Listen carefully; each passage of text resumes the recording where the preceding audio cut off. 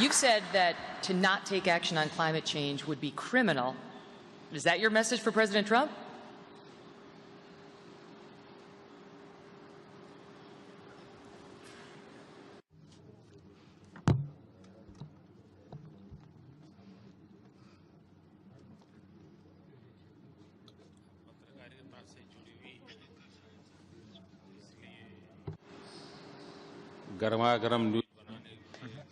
I think, many people know how to make hot news out of everything. I think that's what people want to do, is sensationalize everything. I would put it very simply. I'm simply talking about the aspirations or the dream that new India has for itself. That is one thing. The second thing I would like to mention is that I have mentioned about the Vedas, which are the knowledge bank of India, about 5,000 years ago. I wasn't born then, by the way, and in which it was mentioned that human beings, a man, it's okay to milk nature. We have the right to milk nature. However, we do not have the right to exploit nature. This is what our Vedas say 5,000 years ago. I have only mentioned what has been mentioned 5,000 years ago. Number two, just 3 years ago in Germany, somebody asked me the same question. And of course, we did not have any statement from anyone at that time.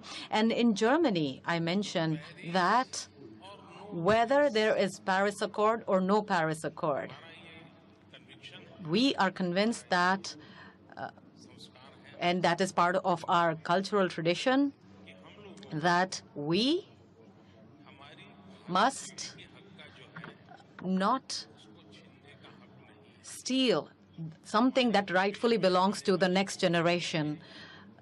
We have to make sure that we must leave behind a beautiful, bountiful nature for our future generations so that they can live peacefully, they can breathe fresh air, and live a good life.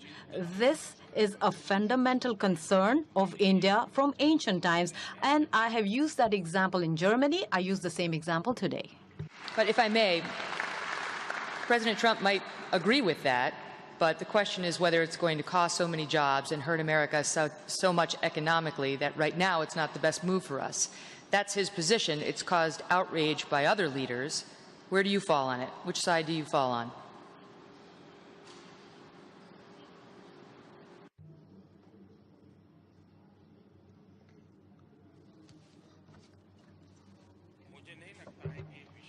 I do not think that this subject, in fact, it's not a question of taking sides.